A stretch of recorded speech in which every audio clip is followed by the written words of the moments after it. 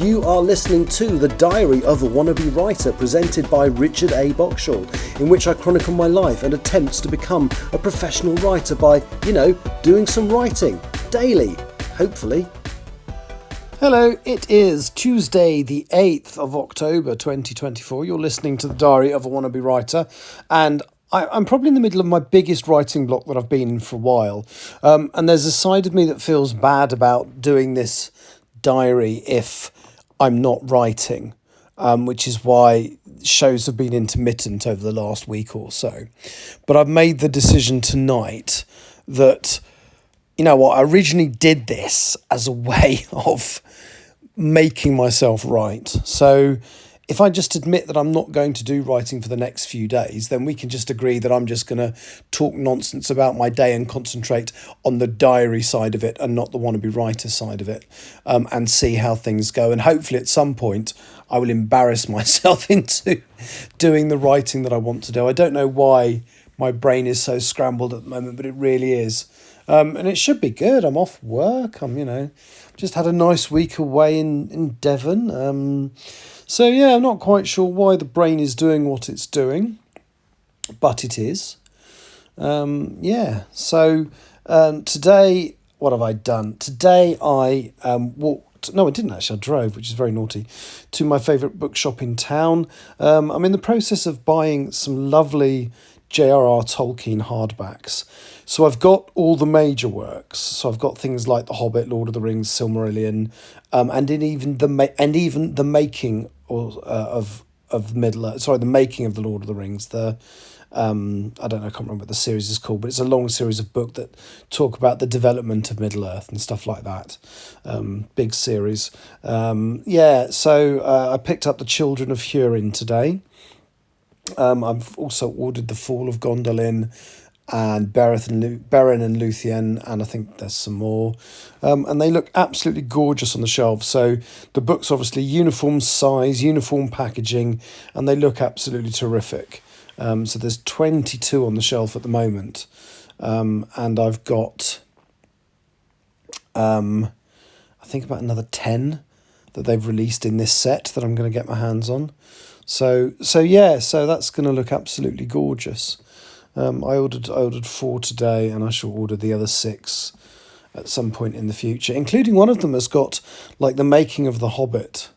And basically it's a book all about how he wrote The Hobbit, but I believe it includes an earlier draft of the story, which could be very interesting.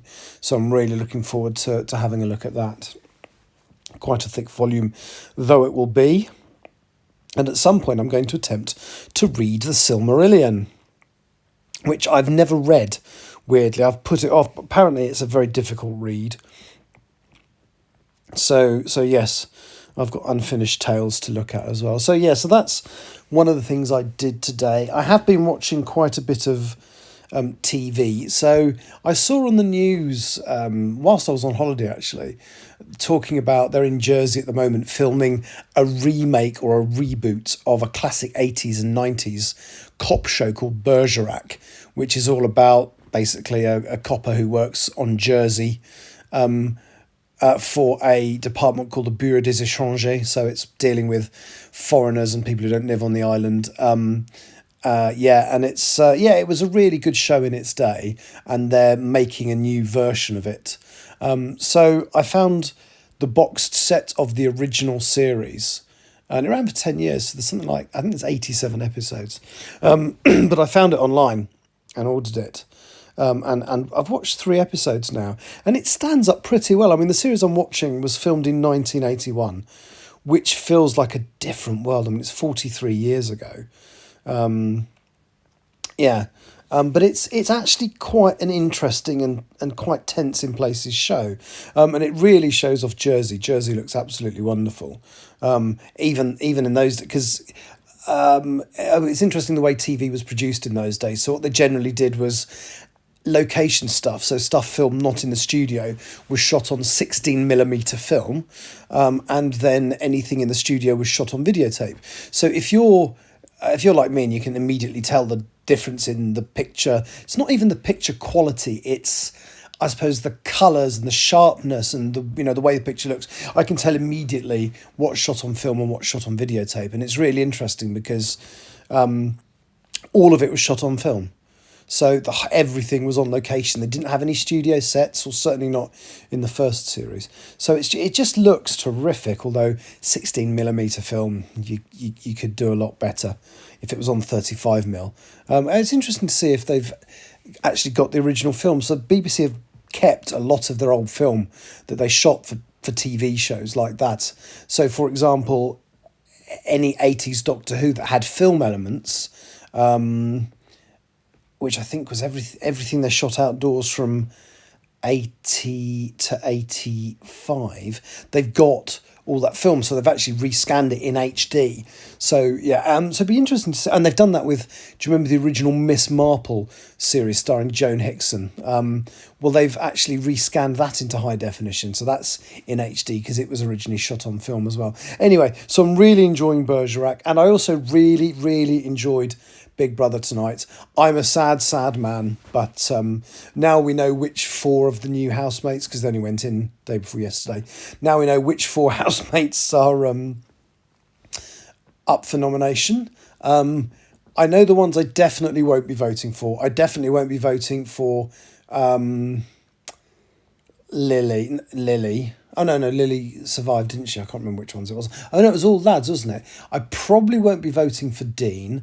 I probably won't be voting for Baked Potato. Don't ask.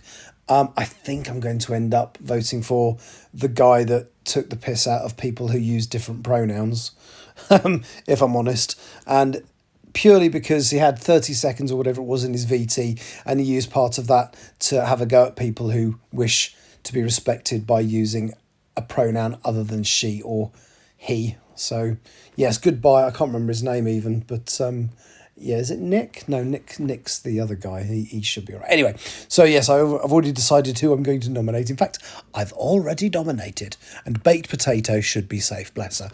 All right, thank you for listening, and I'll be back tomorrow with something probably nothing to do with writing. Just going to have to bear with until it switches itself back on. Thank you for listening. Bye-bye. You have been listening to The Diary of a Wannabe Writer, presented by Richard A. Boxall. Thank you for tuning in to my random ramblings, and if you'd like to know more about me or my projects, visit my link tree at linktr.ee/Richard Wright, capital R, capital W. Thank you for listening.